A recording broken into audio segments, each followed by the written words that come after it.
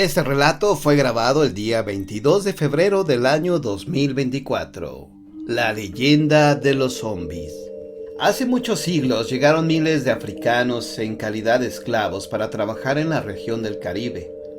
Uno de los países donde más se asentaron fue Haití.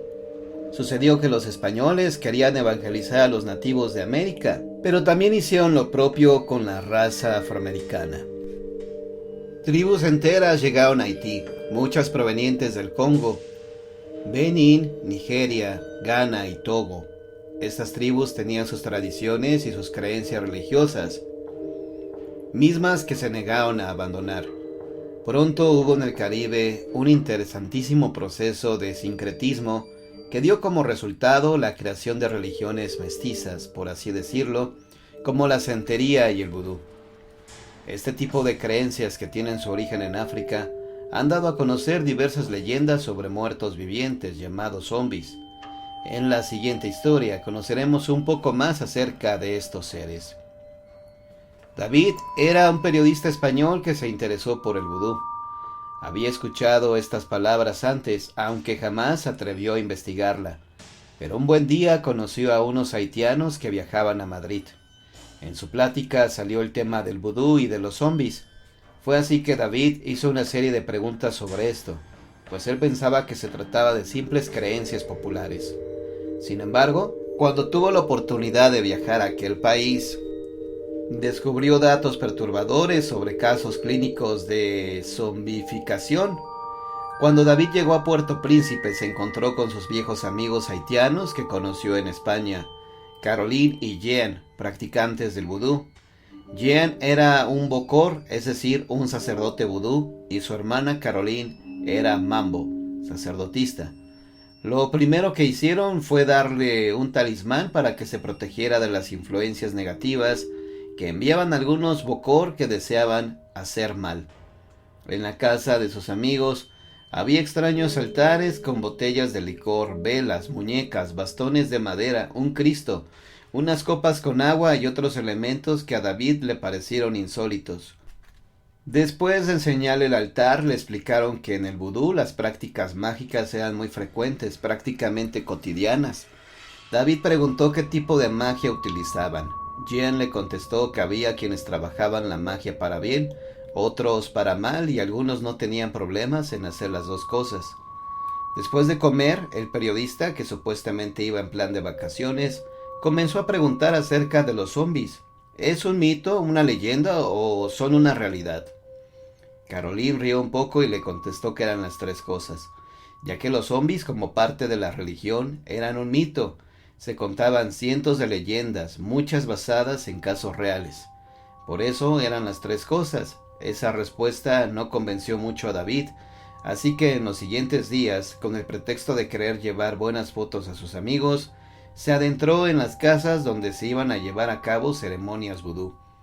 A 3 kilómetros de la casa de sus amigos, David conoció a otro mambo que accedió a contarle un poco más sobre los zombies. Ella conoció a un viejo bokor que casi no hablaba francés. Él había conservado muchas de las tradiciones africanas, ya que sus abuelos eran esclavos importados del continente negro. Ese señor le contaba que durante su infancia los ritos clandestinos del vudú eran muy fuertes, celosamente guardados por sus practicantes. En algunas ocasiones vio gente que volvía de la tumba para servirle al brujo bokor. Esa gente era convertida en zombies.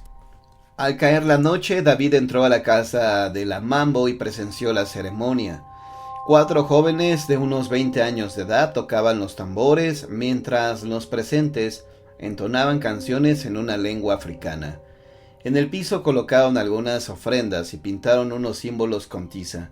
Pronto la mambo que lo invitó al ritual entró en trance, es decir, un espíritu se apoderó de su cuerpo y comenzó a bailar frenéticamente.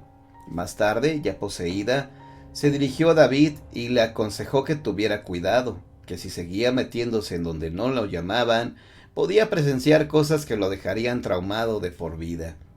Naturalmente, David no hizo caso. Pasaba las noches en casa de sus amigos, pero cuando estos se iban a trabajar, él salía en busca de otros bokor y otras mambo para que le platicaran más cosas sobre el vudú. Cierto día encontró a un periodista norteamericano que compartía su interés por el cuento vudú. El periodista consiguió que un bokor lo invitara a presenciar otros rituales más fuertes. Esa misma noche, después de una cena muy austera, David y su nuevo amigo se dirigieron al cementerio para encontrarse con el bokor.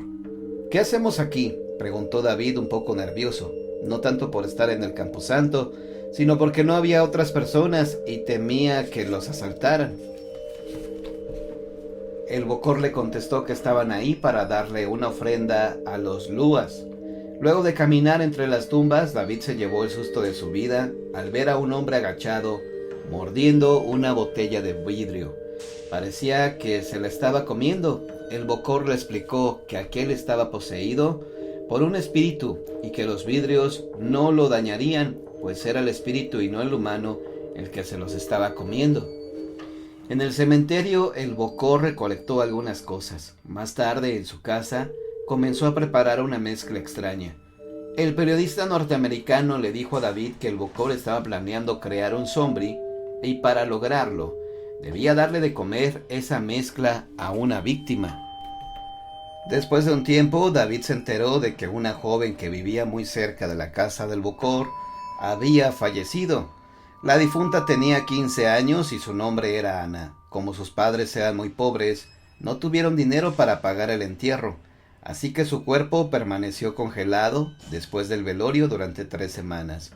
David asistió al entierro de la joven, pues resultó que Caroline y Jean eran sus primos lejanos.